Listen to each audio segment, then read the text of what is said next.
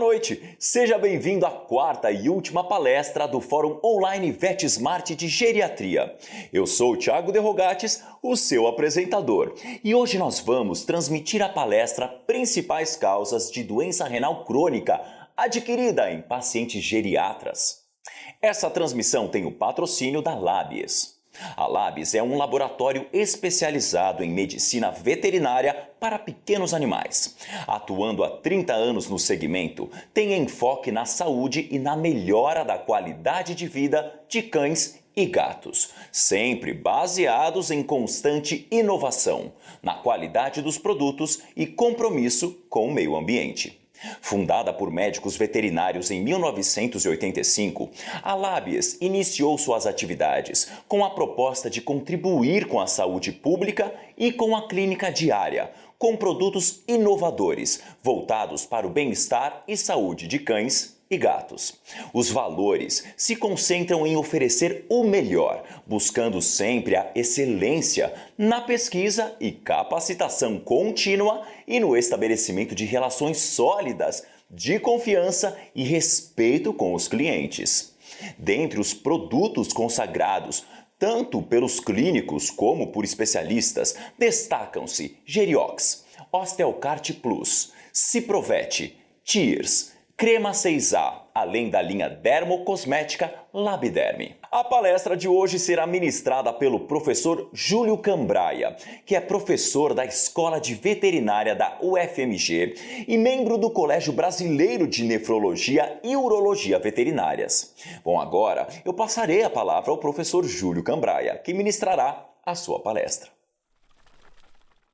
Olá. Nós, hoje, na medicina veterinária de pequenos animais, estamos vivendo um novo cenário. Há alguns anos atrás, era comum recebermos em nossos consultórios os animais jovens. Entretanto, hoje, em virtude deles serem mais bem acolhidos, mais bem cuidados, mais bem tratados, esses animais adoecem menos. E, em virtude disso, também, esses animais, depois que atingem uma determinada idade, e por terem sido bem tratados, bem cuidados, esses animais vão apresentar, inevitavelmente, doenças relacionadas à idade. Os problemas cardíacos, os problemas renais, as alterações cognitivas, alterações de ordem osteoarticular.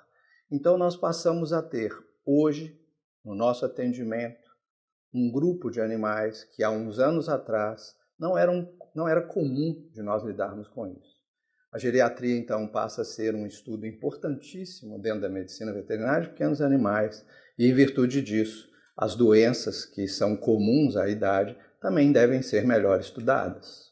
Esses animais, quando chegam no nosso consultório, eles têm uma história importante de vida, de relação com as pessoas, e essa afetividade importante que existe entre as pessoas e os animais, e principalmente nesse momento, eles devem ser muito bem acolhidos, eles devem ser muito bem assistidos, e nós, médicos veterinários, devemos estar sempre muito bem preparados para receber este animal e a família que conduz esse animal. Um respeito a essa história é uma das principais ações que devemos ter neste momento. Doença renal crônica é uma dessas alterações comuns à idade. Não significa que ela só instala com a idade, mas inevitavelmente, com o passar dos tempos, com o passar da idade, é uma das doenças comuns a esses animais mais idosos. Trata e consiste em lesão renal irreversível e perda progressiva das funções renais. A doença renal crônica, então, tem uma característica de não ter cura, e pior ainda, após ser instalada, ela vai piorando com o tempo. Nós temos diferentes causas para a instalação da doença renal crônica. Nós podemos dizer que a doença renal crônica é uma consequência, uma sequela de injúrias, de agressões importantes, quer sejam súbitas ou quer sejam agressões a longo prazo, mais silenciosas, e que vão gerar no rim dos animais áreas de cicatriz e fibrose que são irreversíveis, que nós não temos como curar aquela situação. Resta para esse animal uma quantidade de néfrons reduzidas e, por isso, as limitações de funcionamento desse órgão. Existem algumas causas adquiridas que podem ser melhor controladas e, muitas vezes, evitadas, acompanhadas, assistidas, a fim de que nós possamos evitar a doença renal crônica ou, pelo menos, controlar a sua progressão, tentando minimizar a consequência óbvia de uma diminuição de tempo de vida do animal. Temos hoje como informação que as principais causas de doença renal crônica adquiridas em cães e gatos são as glomerulonefrites, mais comuns nos cães, as nefropatias tubulares, mais frequentes nos gatos, isso como causa inicial. A hipertensão arterial e diabetes mellitus são situações que a medicina humana já lida com elas há muito tempo, porque são as principais causas de doença renal crônica adquirida no homem e na mulher, sendo que este reconhecimento na medicina humana é muito importante e muito antigo. Só que, pelo mesmo fato que eu comentei no início, de que nós temos uma grande evolução na medicina veterinária, uma grande mudança, temos uma evolução também do conhecimento, e inclusive da identificação e percepção de animais que são portadores de hipertensão arterial e diabetes mellitus, hoje com uma facilidade maior que tínhamos anteriormente. Nós desconhecemos, na verdade, qual é a importância da hipertensão arterial e diabetes mellitus como causadores de doença renal crônica em cães e gatos, pelo fato de que é recente a investigação mais acirrada dessas alterações. Glomerulonefrites tratam-se de alterações geralmente causadas por doenças ou afecções que levam, em consequência, um processo inflamatório glomerular, e essas glomerulonefrites têm sido sinalizadas como as principais causas de doença renal crônica adquirida em cães. As principais causas de glomerulonefrite são infecciosas, sendo as hemoparasitoses, a leishmaniose, a piometra, a hepatite infecciosa e a doença periodontal, as principais delas. Mas não devem ser negligenciados processos inflamatórios, principalmente com uma característica aguda importante ou até mesmo crônica, como as poliartrites, pancreatites e dermatites crônicas.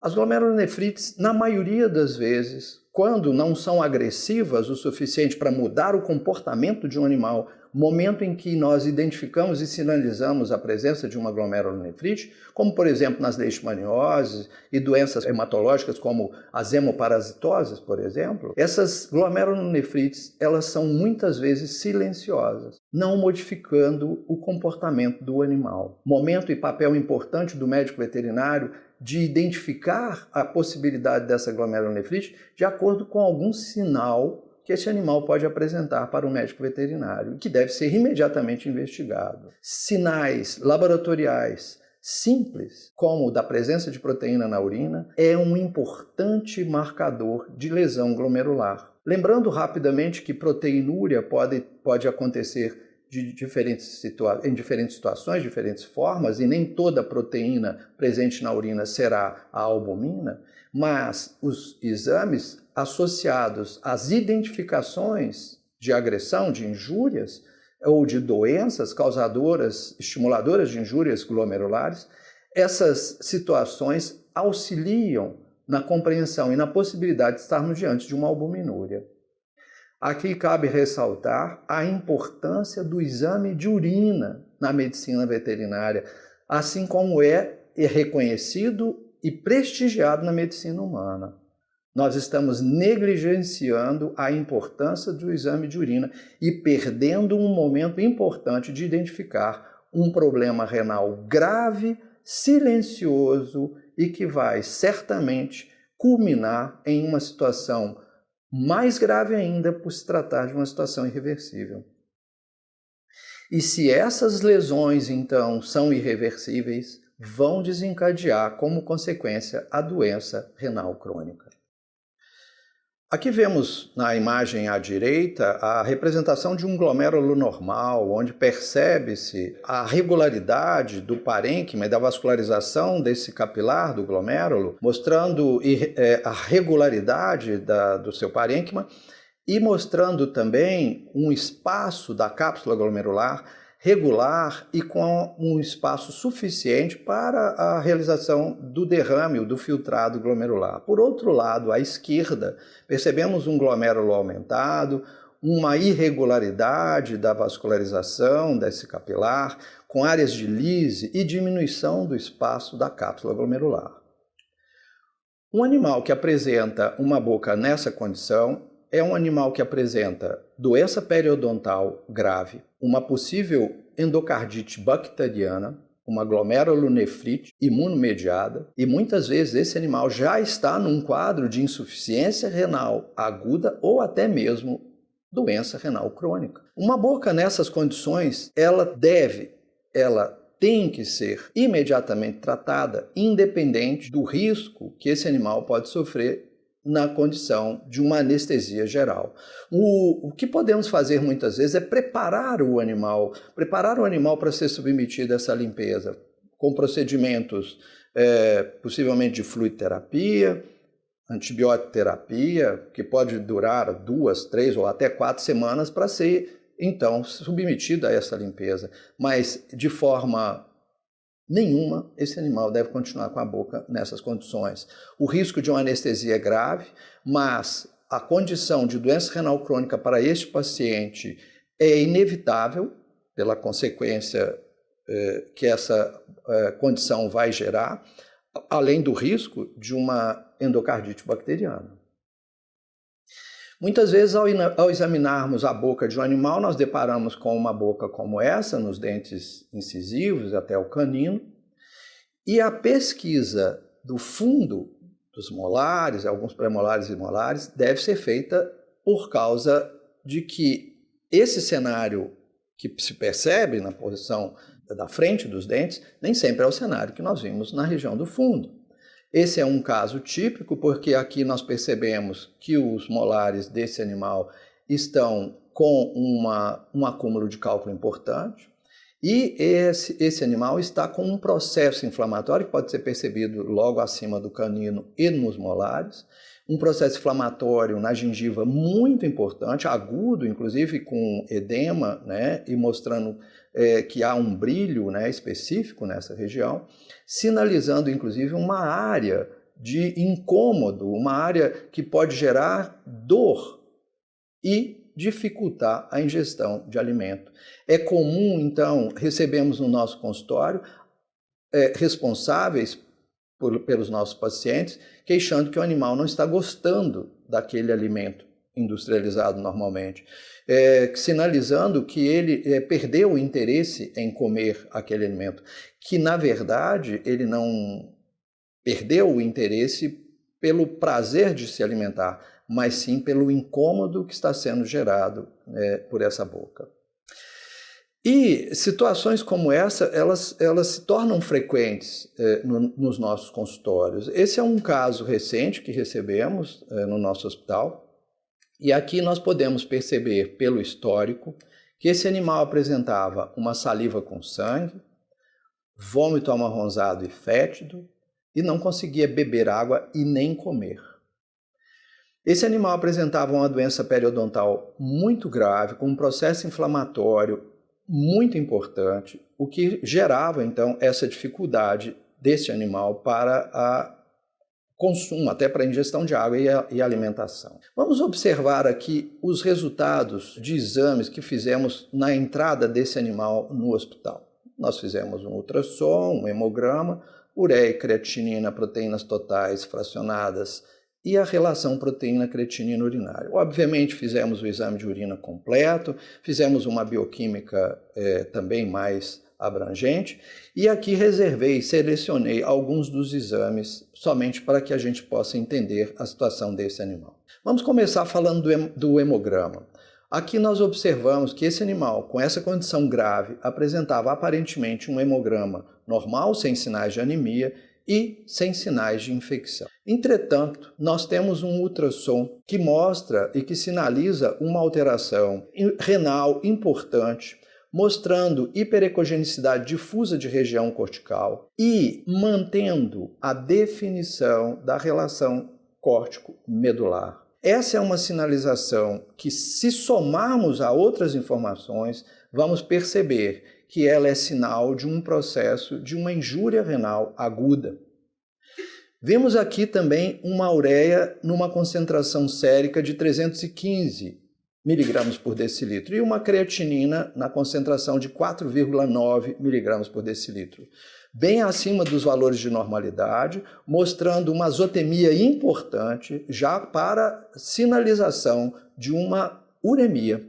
Quando analisamos as proteínas totais, nós percebemos que há um aumento dos valores da proteína total, mas sinalizada pelo aumento da globulina. A globulina, ela se mostra alterada quando nós temos um estímulo à produção de anticorpos, e neste caso, a única justificativa que vimos do aumento da produção de anticorpos desse animal estava relacionada à doença periodontal. A relação proteína-creatinina urinária mostrava sinais de proteinúria. Então, com esses resultados, nós temos a sinalização de uma injúria renal aguda, levando a uma insuficiência renal aguda, com estímulo à produção de anticorpos, sinalizando para uma possível glomerulonefrite imunomediada, causando, como consequência, proteinúria. Ora, se a gente tem um cenário desse e não fazemos nada, hoje, esse animal com injúria renal aguda, insuficiência renal aguda, se ele não morrer por isso, ele vai se tornar um doente renal crônico. Então, com exames simples do nosso dia a dia, bastando uma interpretação para nós chegarmos então à conclusão que nós estamos diante de um caso, de uma situação que deve sofrer intervenção imediata. Este animal estava, pela avaliação, em um estado geral ruim, prostrado, muito incomodado. Doença periodontal muito grave, com áreas de necrose na gengiva e odor pútrido. Um sangramento gengival. Havia aumento de volume da mandíbula, sendo necessária sedação para manipulação e avaliação completa da cavidade oral. E já apresentava um sinal de um sopro cardíaco em grau 4, que possivelmente estava influenciado ou causado por uma endocardite bacteriana. 2 dias depois, foi observada uma secreção purulenta na cavidade oral. Esse animal, durante esses 2 dias, foi preparado e foi iniciada uma antibiótico-terapia. Ele recebeu todos os cuidados de um intensivismo para prepará-lo para uma cirurgia. Foi feita, então, a anestesia geral e a limpeza dos dentes. Foi colocada uma sonda esofágica para que ele pudesse alimentar nos próximos dias.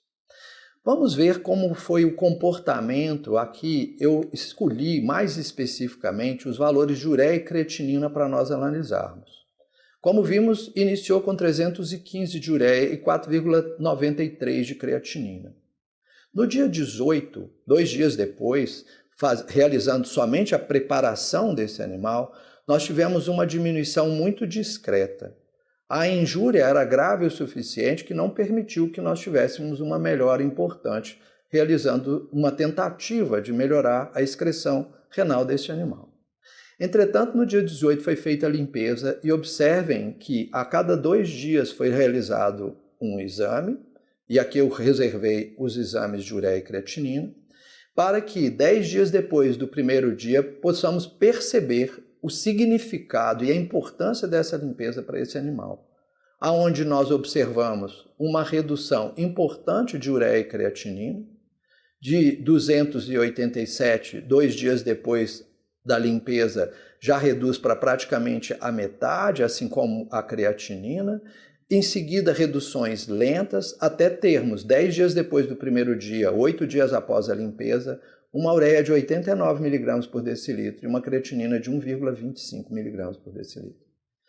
E isso representa a importância e o significado de que 315 de ureia e 4,93 de creatinina pode ser resultado, sim, de uma insuficiência renal aguda grave, transitória, se nós tomarmos uma atitude, se nós agirmos nessas circunstâncias. O que significa, então, que as glomerulonefrites, como vimos no início, são importantes causadores de doença renal crônica, porque se ela continua sendo uma condição não tratada, ela vai gerar consequências irreversíveis de lesões renais, mais especificamente glomerulares e tubulares. Diabetes mellitus trata-se de uma doença antiga, comum, né? Nenhuma novidade aparentemente em relação à questão do diabetes mellitus, mas entretanto acreditamos que em virtude de uma maior possibilidade de estudarmos um paciente em pequenas modificações, pois isso trata-se da nossa rotina hoje. Qualquer pequeno problema, o responsável por esse animal preocupado leva logo, né, ao consultório, à clínica, e isso faz com que, ao estudarmos um paciente, possamos identificar, talvez com mais facilidade, doenças como a diabetes mellitus. Ela é decorrente de uma deficiência relativa ou absoluta da insulina. Tem como fatores correlacionados à idade, a obesidade, o sedentarismo e o estresse. E, não furtando aqui a condição dos estudos do nosso paciente idoso, ela tem uma maior incidência em animais mais velhos, a partir de 7 anos, e principalmente nas fêmeas, como mostram os principais estudos. Precisa de um tratamento por toda a vida, pois depois de instalada, poucos ou raros são os casos onde você pode suspender o tratamento, né? E a sobrevivência desse animal depende muito deste tratamento, dessa condição, que a condição de acompanhamento é muito importante, pois é uma doença que pode ser fatal, né? E diminui muito o tempo de vida desse paciente. E nós estamos lidando hoje também com uma situação que é a busca deste responsável pelo seu animal de companhia, a busca de uma condição, de uma vida longa e numa melhor qualidade. Então, a qualidade de vida e longevidade são condições esperadas pelos responsáveis pelo animal. E quando nós damos a essa pessoa a informação de que nós estamos diante de uma doença sem cura, de uma doença que precisa de ser tratada muitas vezes para a vida inteira, o que ele espera nessa condição é que o seu animal viva bem e por mais tempo, se possível. Insulina normalmente é a indicação para o tratamento da condição, né? Ao tratamento com insulina, nós acrescentamos também a dieta específica, pois vai homogeneizar, vamos dizer assim, a condição de vida desse paciente, evitando os picos de glicose. E trabalhos sinalizam para que ômega 3 e antioxidantes também auxiliem no controle da glicemia. Ao estudarmos alguns pacientes doentes renais crônicos com a associação ômega 3 antioxidantes, condroitina, glicosamina ou glicanos, o Geriox, nós percebemos que alguns dos nossos pacientes doentes renais crônicos, portadores de diabetes, apresentavam uma modificação no comportamento do seu estado glicêmico. E isso nos chamou a atenção e foi estímulo para que pudéssemos estudar os efeitos do ômega 3 sobre os pacientes diabéticos. Nós sabemos que ele estimula a produção de insulina, que ele aumenta a sensibilidade da insulina, melhora as condições do colesterol bom, HDL, e diminui concentrações de triglicéridos e proteínas indicadoras de diabetes, como a frutosamina e a hemoglobina glicada. Então, com essa informação que tínhamos da literatura, fizemos um estudo. 20 cães portadores de diabetes mellitus foram estudados durante 120 dias, recebendo uma dieta especial e Geriox. Diversos exames foram realizados e aqui reservo os resultados da glicose sérica, da frutosamina, que é uma proteína importante de ser estudada, pois ela apresenta as modificações da glicose nas últimas 2 a 3 semanas, e a hemoglobina glicada, que também apresenta modificações, mas em relação a um período mais longo.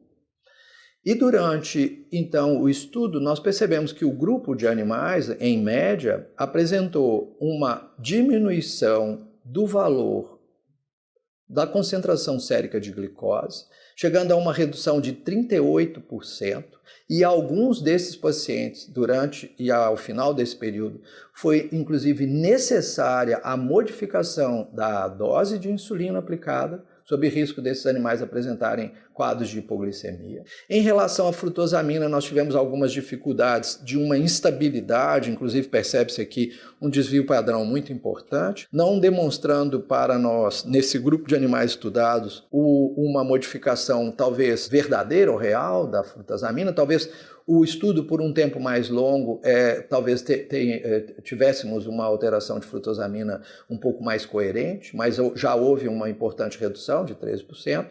E já a hemoglobina glicada, comparado o primeiro momento com o último, né, dentro desse padrão de que se espera uma redução, né, por um tempo mais longo, percebe-se uma coerência um pouco mais relacionada à questão da glicose sérica, com uma redução de 35%. Entendemos por isso, né, nesse estudo, que está para ser publicado em breve, que há uma importante contribuição do Geriox para o paciente portador de diabetes mellitus, contribuindo, né, de forma, como vimos, né, principalmente sobre a questão do ômega 3, obviamente associado aos fatores diversos provocados pelo Geriox. Aqui há de se complementar, então, essa informação, porque a importância do Geriox para o paciente como um todo melhora a sua condição geral, melhora o seu interesse pelo alimento, melhora o seu metabolismo e, consequentemente, melhora, obviamente, as doenças, principalmente essas com um caráter degenerativo. Diabetes em relação ao rim está principalmente ligado ao fato de que nós temos fatores genéticos, ambientais, metabólicos, hemodinâmicos e que atuam mesmo em conjunto, prejudicando a função renal. A doença provoca um aumento da taxa de filtração glomerular, um enfraquecimento e consequente inflamação da membrana basal glomerular, aumentando a sua espessura e dificultando a excreção. Há uma expansão da matriz mesangial, da mesma forma, prejudicando também essa excreção, diminuindo o número de podócitos, provocando glomerulosclerose como consequência e fibrose túbulo-intersticial, duas condições que vão gerar ou que vão culminar com a morte do néfron.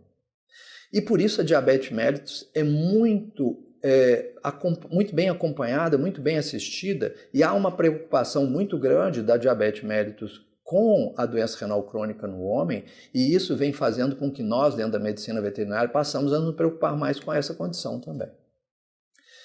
Outra condição que, de uma certa forma, estamos conhecendo melhor agora, em virtude de que os colegas, os médicos veterinários hoje começam a se preocupar mais com a sua existência, é a hipertensão sistêmica. Nos preocupamos muito com as suas consequências nos órgãos-alvos, provocando consequências muitas vezes graves, como uma cegueira, por exemplo, né? Mas a gente sabe também, por outro lado, que muitos animais são muito resistentes ao aumento da pressão. E por isso nem sempre vemos uma condição de alteração grave nos órgãos-alvos. Mas, quando estudamos um paciente, um animal, muitas vezes a hipertensão, mesmo numa condição mais branda, pode gerar nesses animais uma grave consequência renal. Professor Barry Morton Brenner, médico humano, professor na Universidade de Harvard, ainda vivo, ele desenvolveu um estudo na década de 70, onde ele comprova que a hipertensão sistêmica e a hipertensão glomerular em um doente renal crônico é uma condição que agrava a doença, ou que mesmo se é sistêmica ainda não doente renal crônico, que estimula a instalação da doença renal crônica por um fator relacionado ao aumento da pressão, não só geral, sistêmica, mas também das arteríolas aferentes e também dos glomérulos, como pode ser vista nessa imagem. Este aumento da pressão da arteríola aferente e do glomérulo vai gerar como consequência proteinúria e inflamação. A inflamação do glomérulo devido a esse estresse causado pelo aumento da pressão, vai gerar e vai causar aumento da espessura deste glomérulo, dificultando a excreção e, consequentemente, a morte do glomérulo pela condição conhecida como glomerulosclerose. Ao mesmo tempo, esse aumento de pressão vai causar a saída da albumina do vaso sanguíneo, do capilar, do glomérulo, para fora dele. E, ao atingir os túbulos, esta albumina, ao tentar retornar para dentro das células dos túbulos, ali principalmente na região do tubo proximal, e não conseguindo retornar para o interior da célula, vai causar uma reação de estímulo, irritação, derrame de fibrina, cicatriz e fibrose do túbulo, causando, então, uma lesão tubular irreversível. Então, nós temos uma lesão glomerular por glomerulosclerose irreversível e nós temos a fibrose tubular por lesão irreversível, significando aí, então, a morte do glomérulo. Então, a doença renal crônica já instalada pode se tornar uma doença que vai piorando ao longo do tempo, aqui justificado por esse fenômeno que acontece do aumento da pressão, inflamação e proteinúria, e bem como a hipertensão sistêmica pode causar da mesma forma a condição, então, de inflamação e glomerulosclerose e proteinúria e fibrose tubular. Então, nós temos aqui a situação que, como eu disse, ainda não tem uma investigação muito extensa por período. Tá? Nós estamos estudando as hipertensões sistêmicas e suas consequências de um tempo para cá, mas hoje, com o advento de que muitos animais vêm sendo assistidos, então, pela medida de pressão, nós passamos a ter esse cenário com uma informação um pouco mais rica. O problema da hipertensão arterial, que ela em geral, ela é silenciosa. Ela não está relacionada a sinais clínicos, pode ser identificada principalmente por manifestações oculares, e acredita-se que ela desempenha um papel importante na progressão da doença renal, como vimos pelos estudos do professor Barry Brenner. Normalmente o tratamento é feito com o uso de antihipertensivos, a escolha do medicamento deve ser feita com alguns critérios. Por exemplo, é preciso tomar cuidado com o uso de inibidores de ECA nos doentes renais crônicos em estágio avançado.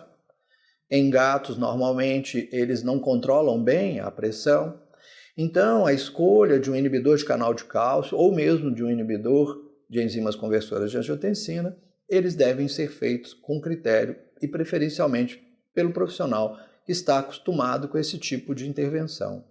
A pressão, para que seja então identificada como normal ou aumentada, deve ser feita com a medida por uso de técnicas, e normalmente a técnica Doppler oscilométrica ou fotopletismográfica são as técnicas indicadas. Aqui nós temos um consenso que foi publicado recentemente, agora no final de 2018, na verdade é um ajuste de um consenso que foi publicado há um tempo atrás e que fala exatamente sobre os cuidados que devem ser da identificação, da evolução e do manejo da hipertensão sistêmica em cães e gatos. É um documento que se encontra livre na internet para acesso por qualquer pessoa. Aqui, só para exemplificar, né, a importância e o cuidado que nós, médicos veterinários, temos com as questões da hipertensão, diversos estudos vêm sendo realizados. Esse é um estudo que fizemos e que realizamos recentemente na nossa instituição, que é a avaliação e a comparação entre método de medida de pressão arterial sistêmica, sistólica, em gatos hígidos conscientes. Então, esse é um exemplo, né, de estudos que vêm sendo realizados. Como mencionei, temos diferentes técnicas de medida de pressão, talvez a mais comum, a que seja mais habitual, de mais fácil acesso pelo custo, é o método Doppler. Alguns cuidados devem ser tomados, obviamente, assim como são recomendados pela diretriz, a experiência do clínico vai fazer com que isso facilite a sua realização. Temos o método oscilométrico, aqui um exemplo, né, de um aparelho que é um aparelho muito usado na medicina para a medida de pressão pelo método oscilométrico. E pelo fato do método oscilométrico ele poder apresentar variações de acordo com o comportamento do animal, a movimentação, a agitação do animal, métodos mais sofisticados, como esse de alta resolução, ele é capaz de retirar da avaliação as interferências causadas pelo próprio paciente. E aqui nós temos uma imagem que representa um gráfico, né, da medida de pressão por esse tipo de técnica. Aqui nós percebemos que essa técnica do método oscilométrico ela é mais sofisticada por um aspecto, porque nos permite a pressão mínima, média e a pressão máxima, diferente do Doppler, que nos permite somente a pressão máxima desse paciente. Bom, ao ser identificado ou para se identificar o doente renal crônico, nós temos alguns critérios de avaliação. Caso cheguemos à conclusão que nós estamos diante de um doente renal crônico, uma importante ação que deve ser tomada é avaliar a gravidade da doença renal crônica. Existem pacientes que têm uma doença renal crônica menos grave ou pacientes que têm uma doença renal crônica um pouco mais grave. A Sociedade Internacional de Interesse Renal, conhecida como IRIS, e que na internet tem um site de livre acesso, eles propõem, através de uma diretriz, o conhecido estadiamento da doença renal crônica. É uma proposta de, como disse, ao identificar, verificarmos em que condição ou em que estágio a doença se encontra naquele paciente. Exige que o paciente esteja numa condição de hidratação, jejum alimentar 8 a 12 horas e estável, sem que tenha apresentado vômitos ou alguma alteração clínica. Deste paciente estável, nesta condição, hidratado, jejum alimentar e sem nenhuma alteração clínica, colhe-se uma amostra de sangue e realiza-se o exame de avaliação de concentração sérica de creatinina. Com o resultado, e a proposta do IRIS é que sejam realizados pelo menos mais um ou dois exames, obtendo essa média, nós observamos qual é o valor desta creatinina. Essa creatinina pode ser levada ao quadro apresentado, como eu disse, no site do IRIS, e este quadro mostra, de acordo com o valor da creatinina, em que estágio da doença o animal se encontra. Entendemos que quanto menor o valor da creatinina em um animal doente renal crônico, melhor é a sua excreção, significando que maior é o número de néfrons que ele tem, e, ao contrário, quanto maior o valor da creatinina de um animal estável, a condição de que que represente isto uma diminuição do número de néfrons. Quanto maior o valor da creatinina, pior é a doença, menor é a expectativa de vida e acaba que, consequentemente, menor é a qualidade de vida deste animal. Isso é bom porque isso nos permite um prognóstico, nos permite conversar com o responsável, sinalizar a ele a possibilidade de um tratamento conservador ou mostrar para ele sobre a gravidade da doença e a dificuldade que teríamos, então, em ajudar esse animal. Esse quadro, como aqui representa para cães, e esse para gatos, com uma pequena variação. E abaixo, à direita, vocês podem, então, obter ali o site do iris-kidney.com. A diretriz propõe ainda uma avaliação da proteína, como vimos os riscos da proteína serem fatores de progressão da doença, assim como o estadiamento, ou conhecido como subestadiamento da pressão, e como vimos, o aumento da pressão também é um fator de progressão. Então há uma preocupação nesse guidelines, nessa diretriz, de que avaliemos então a proteína na urina e a pressão, a fim de que possamos ter então a possibilidade de controlarmos os efeitos causadores da progressão. A proteína na urina deve ser avaliada pelo exame de urina rotina associado à relação proteína-creatinina urinária. E as medidas de pressão, como é possível de ser observado aqui, né, mostram a sinalização de animais com aumento de pressão para mínimo, baixo, moderado e alto risco. Há ainda, atualmente, a recomendação, a sugestão do acompanhamento do estágio, avaliando também as concentrações séricas da dimetilarginina simétrica, ou exame conhecido como SDMA, que mostra, caso hajam mesmo pequenas modificações do SDMA, a possibilidade de que um animal se encontre em um estágio mais avançado do que identificado pela creatinina. Por exemplo, um animal estágio 2 pela creatinina, se tiver um SDMA maior ou igual a 25, esse animal, na verdade, é estágio 3.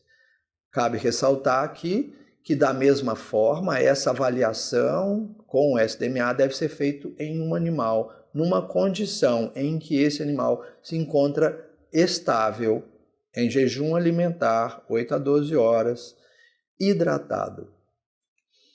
Como nós estamos diante de uma doença que não tem cura, que não tem tratamento para o que está presente ou que foi instalado, nós temos que pensar no que sobrou e o que eu posso fazer para os néfrons remanescentes, principalmente por se tratar de uma doença progressiva. Se eu tenho um número de néfrons hoje, amanhã eu terei um número menor. E nós vimos as causas. E nós vimos que a hipertensão sistêmica é uma causa. Nós vimos que a hipertensão causada por uma diminuição da circulação intrarrenal na doença renal crônica, conhecida como hipertensão glomerular, é uma outra causa. Nós vimos que o diabetes é uma causa. Então, nós estamos diante de uma situação em que nós devemos propor, depois de instalada a doença renal crônica, o chamado tratamento conservador. Ele vai permitir a esse animal uma qualidade de vida, porque vai mantê-lo numa condição mais homogênea, no seu estado geral. Ele vai permitir com que esse animal viva mais. As propostas de tratamento conservador, elas são relativamente simples, mas elas são extremamente eficientes. Uma dieta apropriada, específica, que encontramos no mercado com o nome de dieta renal, elas são fundamentais para a manutenção desse paciente, para uma condição de homogeneidade. A gente tem que entender que essas dietas seriam alimentos que medicam. São situações que estimulam e que facilitam a vida do responsável por esse animal, evitando a necessidade de uma série de medicamentos. Os alimentos específicos, eles devem ser prescritos. Eles nunca devem ser uma simples indicação. Devem ser prescritos em bloco receituário, especificando a quantidade que aquele animal deve consumir daquele alimento. Essa é uma regra fundamental para que você possa, a partir dali, com as visitas periódicas, fazer um estudo do score corporal desse animal. Essa é uma obrigação para aquele que acompanha a doença renal crônica, para aquele que propõe um tratamento conservador. O estudo do score corporal é uma forma de você verificar se aquela quantidade daquele alimento está sendo dado, está sendo correta para aquele animal. Você pode fazer pequenos ajustes, para menos ou para mais. Então você tem que estudar o paciente, estudar o score, massa magra e gorda desse paciente. Além da dieta, nós temos ainda também a importante ação da diminuição de pressão das arteríolas eferentes, para diminuir a pressão glomerular, diminuindo assim a consequência da proteinúria, da inflamação. E normalmente a indicação dos inibidores de ECA, e os principais estudos são feitos com benazepril, mostram a eficácia para essa condição. Se eu diminuo a pressão, diminuo a proteinúria e diminuo a inflamação, vida longa ao néfron. E essa é a ideia, essa é a proposta para o uso de inibidores de ECA na doença renal crônica. E por outro lado, nós temos também a ação dos ômega 3 e antioxidantes, que também vem trazido um efeito importantíssimo nessa condição de melhorar a filtração glomerular e melhorar também o estado inflamatório dos rins. Lembrem-se que o doente renal crônico, a partir do momento que a doença está instalada, ele tem um estresse pelo aumento da pressão intrarrenal que gera nesse animal um estado inflamatório crônico. Quando lemos em documentos, né, da literatura, muitas vezes há uma sinalização dizendo que o doente renal crônico é aquele que tem o rim inflamado. Então, essa condição deve ser, a partir do momento que ela é existente, ela deve ser tratada. Então, estudos como esta revisão muito rica, né, proposta por um grupo de pesquisadores importantes, ali tem como coautor o professor David Posen, mostram que terapias com base em evidência para o tratamento da doença renal crônica já foram então identificadas.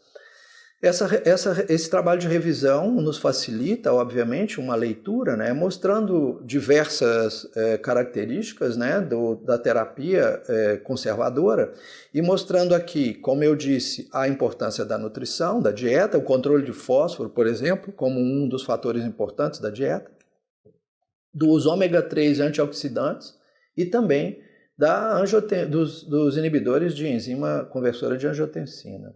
Então, esta fala que tive anteriormente, ela está aqui, então, identificada como o próprio título do trabalho diz, né? Terapias com base em evidência, né? Que mostram a importância de serem utilizadas no doente renal crônico. Os ômega 3, com essa condição importante, né, anti-inflamatória, os inibidores de ECA, como eu disse, diminuindo a pressão glomerular, né? E aqui cabe ressaltar que a importância da utilização do Geriox para o doente renal crônico, comprovado em um estudo que realizamos, onde nós percebemos o efeito da associação, tá, em benefício do doente renal crônico. O que foi possível de notar é que a utilização dos ômega 3 antioxidantes, né, condroitina e glucosaminoglicanos do Geriox, permitiram uma melhor condição de vida, uma melhor qualidade de vida, um melhor interesse pelo alimento, melhorando o metabolismo desses animais.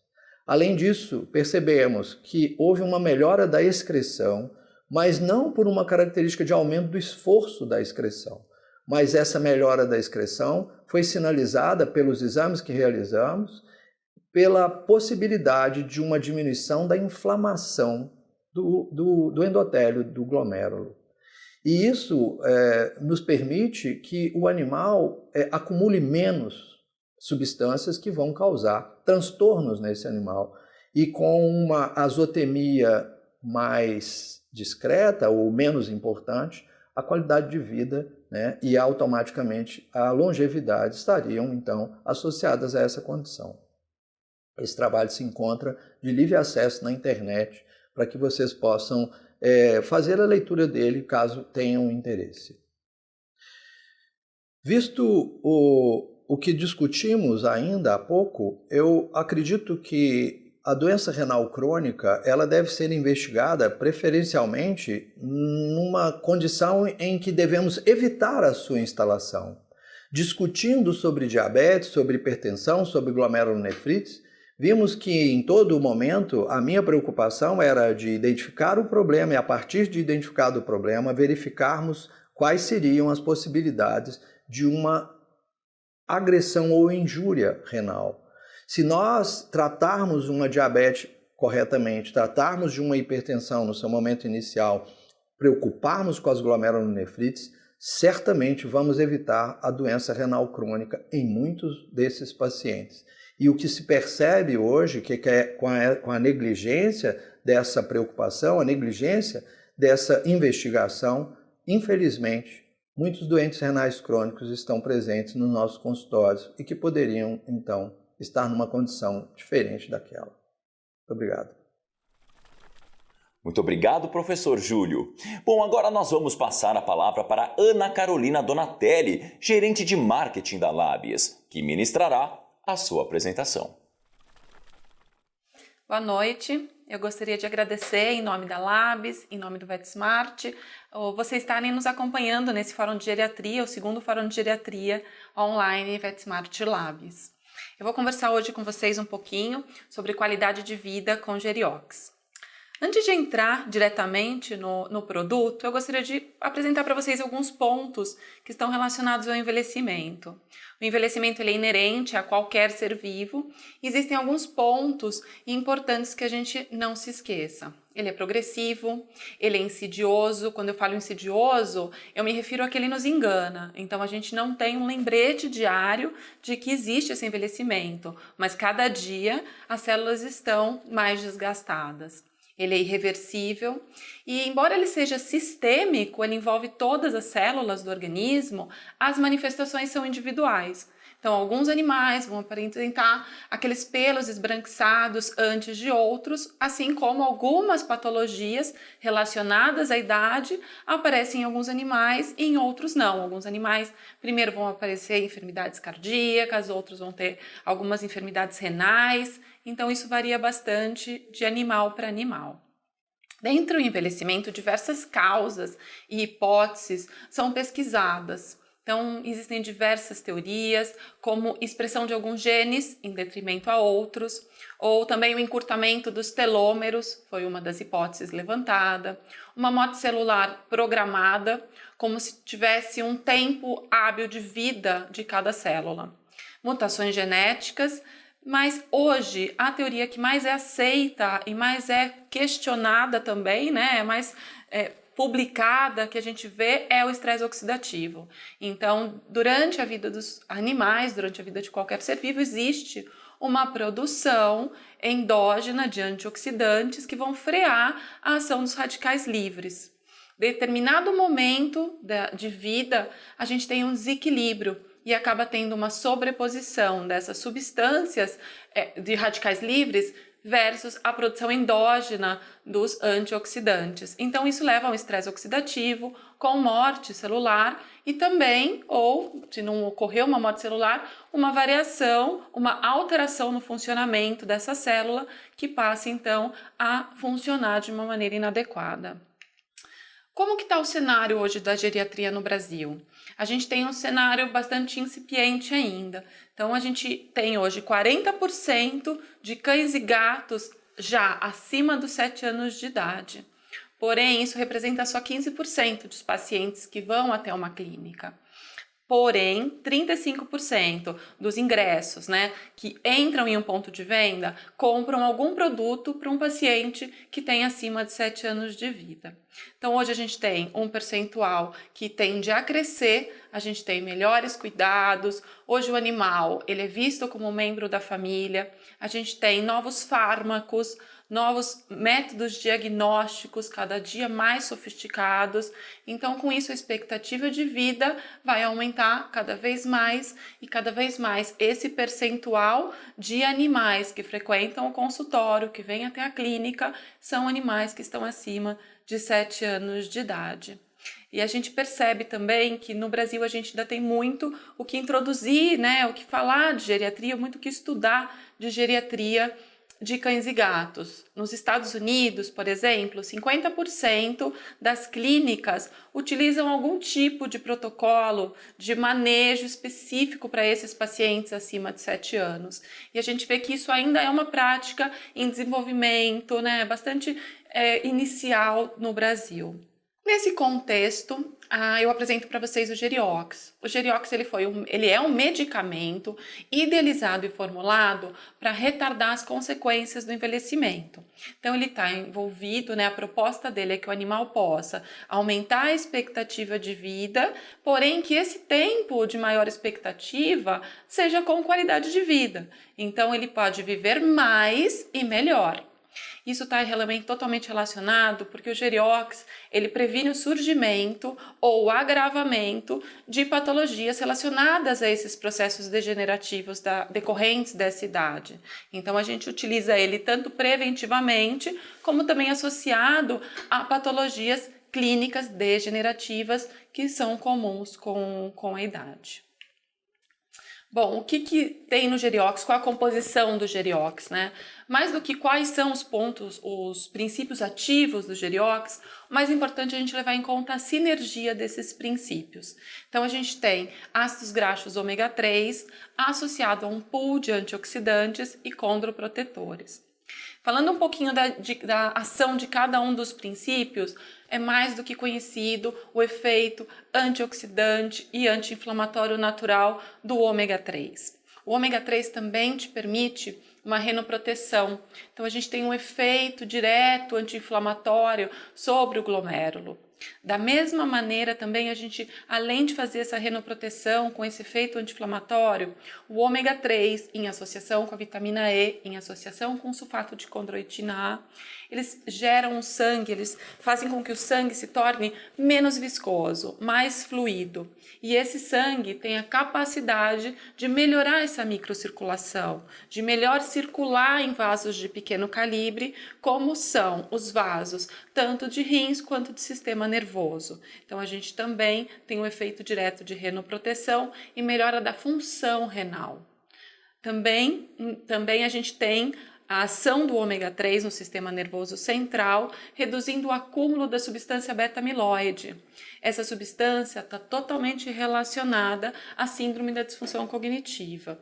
Então, a gente tem estudos onde comprovam que o ômega diminuindo esse acúmulo dessa substância beta-amiloide, a gente tem uma melhora comportamental. Então, o animal retorna aos hábitos normais e a gente melhora inclusive as alterações decorrentes e bastante patognomônicas dessa síndrome da disfunção cognitiva. Nos animais também cardiopatas, hoje se utiliza bastante o ômega 3 para efeito antiarrítmico, assim também como melhora muito a caquexia, né? A caquexia desses animais muito comum no paciente que tem insuficiência cardíaca congestiva. Em relação também à lágrima, a gente sabe que pacientes idosos, eles produzem uma menor quantidade de lágrima. O ômega 3, né, o Geriox, ele vai fazer um efeito, tanto melhorando a quantidade quanto a qualidade dessa lágrima. Também tem um efeito decorrente dessa fluidificação, reduzindo triglicérides e colesterol ruim. Tem um efeito citotóxico também sobre células tumorais. A gente tem alguns estudos, algumas publicações relacionadas a esses efeitos. O pool de antioxidantes vai equilibrar, como eu comentei, justamente esse desequilíbrio entre a produção de radicais livres e antioxidantes, protegendo essa célula e evitando uma morte celular prematura. Os antioxidantes, eles estão relacionados a uma condroproteção, a um desgaste natural com a idade dessa cartilagem articular, mas principalmente o sulfato de condroitina A exerce um papel fundamental nessa fluidificação do sangue. Bom, somente um diagrama para realmente mostrar esse efeito multissistêmico do Geriox, né? Então, o Geriox ele é um produto que, atuando a nível intracelular, vai atuar em diferentes órgãos. Uma ação direta na retina, melhorando a visão, o sistema nervoso central, bem relacionado com melhora dos sentidos, com uma melhora dos sintomas dessa síndrome da disfunção cognitiva, um efeito direto na parte coração, então melhora a macro e microcirculação, diminuindo o esforço desse coração, melhora da pelo e pelagem. A gente tem também o efeito do ômega sendo imunomodulador, um efeito como condroproteção e efeito diretamente relacionado à bexiga, né, por uma proteção dessa parede, assim também como essa função dessa filtração glomerular que a gente vai conversar um pouquinho mais à frente. Bom, sobre o Geriox, então, um resumo, a gente tem ação celular e atingindo os tecidos por justamente ter esse efeito celular, com isso atua nos órgãos, nos sistemas e no indivíduo como um todo.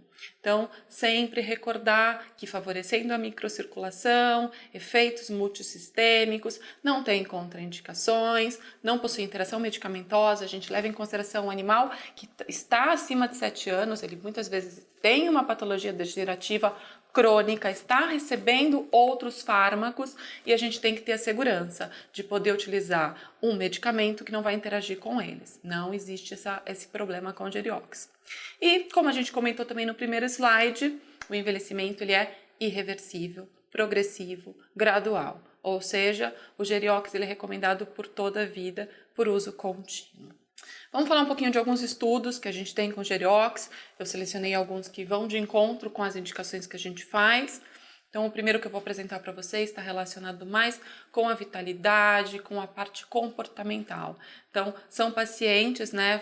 Foi um estudo feito com pacientes que apresentavam sinais de envelhecimento, como apatia, perda de peso e apetite, redução da interação e sedentarismo. E a gente observou que 88% dos cães e 85% dos gatos apresentavam, depois de 60 dias de uso contínuo de Geriox, uma melhora nesses sintomas, nesse comportamento, né? Então, essa parte é bastante importante, porque é o que faz o proprietário continuar o tratamento. Então, esse tutor, ele vê a melhora do seu animal e isso comprova, ele consegue mensurar o que para nós seria uma função mais de análise laboratorial, para eles não. Para eles essa melhora comportamental é o mais importante, é o que eles conseguem visualizar, é o que é palpável para eles e justifica a manutenção do tratamento.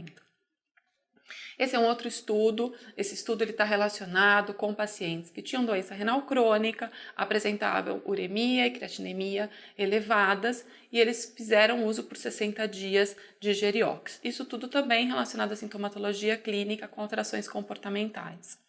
Foi observado que houve uma redução da ureia em 46% e em 26% uma redução da creatinina. Isso sempre associado à melhora comportamental. Então, melhora comportamental no índice de 2,7 reduziu para 1,30. Os níveis que a gente vê de creatinina 1,46, a gente vê diminuindo para 1,08 e a uremia de 1,01 para 0,54. Então, bastante significativo o comportamento do Geriox, o quanto ele é benéfico no paciente que tem um comprometimento, que tem uma doença renal crônica. Porém, a gente sabe que a ureia e a creatinina são marcadores tardios. A gente só observa esse aumento desses níveis quando a gente já teve uma perda tecidual renal muito significativa. Então, cada vez mais, nós buscamos marcadores mais precoces. Bom, esse foi um estudo que foi proposto pelo professor Júlio Cambraia, da UFMG, e foi proposto como um estudo desafio. Então, como a gente faz, né? Por que ele diminui essa ureia e creatinina? E a gente observou que ele diminui essa ureia e creatinina por uma melhora na filtração glomerular. Então, não é aumentando o esforço renal, e sim ajudando no funcionamento desse glomérulo. Então, o ômega 3 vai atuar, tendo um efeito anti-inflamatório, e a gente vai melhorar a filtração glomerular, justamente por essa baixa viscosidade do sangue, esse efeito de fluidificar.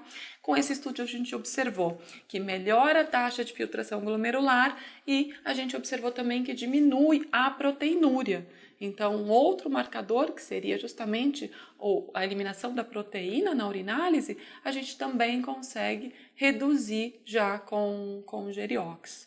Esse é um estudo relacionado ao olho seco, como eu havia comentado com vocês, eu ia entrar nesse ponto, porque o animal que tem acima de 7 anos, 8 anos, é um animal que já pode apresentar uma redução da produção de lágrima. Então, esse foi um estudo feito pelo Felipe Vulck, na Universidade Federal do Paraná, e a gente não só mediu a qualidade dessa lágrima produzida, como também a quantidade de lágrima produzida. Então, a gente observa no quadro direito, no gráfico direito, a gente observa que melhorou a qualidade dessa lágrima. Então, foi medida pelo tempo de ruptura da película lacrimal e durante esse decorrer dos 90 dias de estudos, a gente vê a melhora progressiva. Já no outro gráfico, no gráfico da esquerda, o que a gente observa é a quantidade de lágrima. Então, na quantidade de lágrima medida por Schirmer, também 90 dias, uma melhora gradual e progressiva da quantidade de lágrima produzida. Bom, esse é um estudo novo, agradeço ao Júlio, ele é um estudo que ainda não foi publicado, são só dados preliminares, mas eu achei interessante trazer a ação do Geriox sobre a glicemia de cães portadores de diabetes mellitus. Então, nós utilizamos não apenas a glicose, como também as proteínas glicolizadas, a frutosamina e a hemoglobina glicada. E por que a gente optou por 3 parâmetros, né? A frutosamina, ela vai refletir para a gente um momento mais atual. Mas a hemoglobina glicada, como ela tem uma meia-vida de 120 dias, ela nos permite avaliar alterações da glicemia no decorrer dos últimos 4 meses. Então, nós fizemos o momento 0, um momento só de diagnóstico, sem intervenção. O momento 1, nós entramos somente com a dieta terapêutica.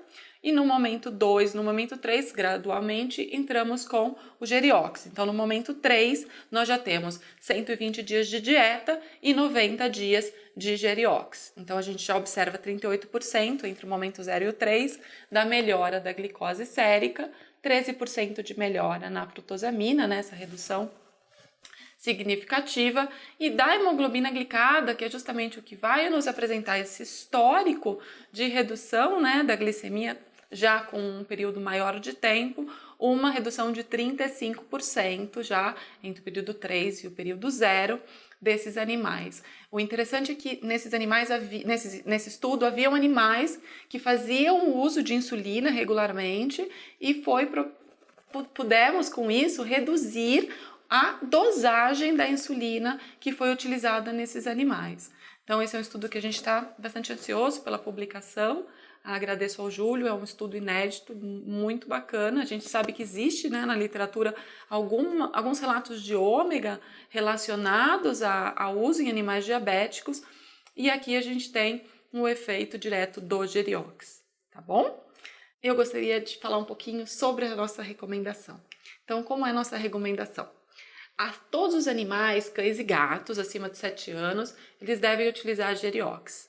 Animais com patologias crônicas, que são patologias como enfermidades renais, cardíacas, eles podem ser beneficiados com o uso de Geriox, independente da idade. Então, como a gente tem essa comprovação da melhora da filtração glomerular, do efeito antiarrítmico, a gente tem a comprovação, pacientes acima de 7 anos têm maior probabilidade de apresentar essas patologias. Mas qualquer paciente que tenha patologias crônicas, ele vai sim ter efeitos benéficos com o uso de Geriox, tá? Como a gente pode orientar o Geriox? Uma coisa que realmente acontece é que o tutor só chega ao consultório quando o animal realmente apresentou algum tipo de sintomas. Então, uma parte ativa que pode fazer parte, como a instituição de um protocolo, a instituição de um pequeno manejo, de uma mudança de conduta do clínico, seria revisar o histórico clínico. Então, chamar esse tutor novamente ao consultório quando esse paciente completa 7 anos e fazer sim uma consulta de orientação, onde você vai mudar diferentes condutas, alimentos, a questão da instituição de produtos, no caso Geriox. Então, a gente pode revisar o histórico clínico e chamar esses pacientes para uma orientação, para uma consulta geriátrica nesse momento. Não simplesmente, muitas vezes, esperar o clínico vir já com uma enfermidade crônica para diagnóstico. A dose de ataque versus a dose de manutenção. Com o Geriox, a gente vai preconizar sempre 60 dias da dose de ataque e depois a gente vai preconizar metade dessa dose como dose de manutenção. Essa é uma dose que você vai utilizar continuadamente por toda a vida do animal. Então, a gente tem o envelhecimento, a gente tem ele de forma reversível, progressiva, gradual, e quando existem as doenças, geralmente elas são doenças degenerativas progressivas. Então, a gente tem com o Geriox a possibilidade de prevenir o agravamento dessas patologias. Só que a gente tem que fazer o uso contínuo em dose de manutenção. A melhora clínica com o Geriox, ela já é vista com 10 dias de utilização do produto. Isso é importante para a adesão do tratamento pelo tutor desse animal. Justamente de acordo com esse uso contínuo, de acordo com essa necessidade de utilização pelo resto da vida, a Labs ela é pioneira no programa de fidelidade Geriox. Então, eu convido a todos a se inscreverem, a comunicarem aos tutores que através desse site labs.com/gerioxfidelidade é possível hoje que os tutores se inscrevam para a compra do Geriox mensalmente com 30% de desconto, similar aos programas fidelidade de alguns fármacos humanos. Isso possibilita que os pacientes possam se beneficiar de Geriox por toda a vida desse paciente. Muito obrigada a todos e eu coloco meu e-mail à disposição para qualquer dúvida. Obrigada e boa noite.